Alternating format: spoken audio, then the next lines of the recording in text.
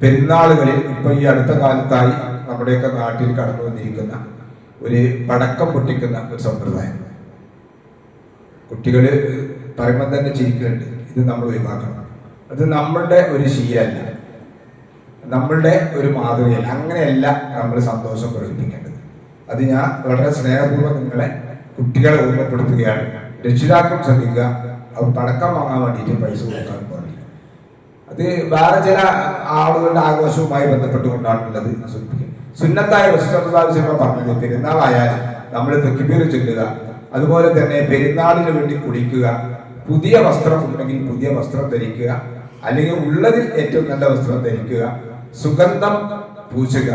അതുപോലെ തന്നെ ഈദ്ഗാഹിലേക്ക് വരുമ്പോൾ ഒരു വഴിയിലൂടെ വരികയും മറ്റൊരു വഴിയിലൂടെ പോവുകയും ചെയ്യുക.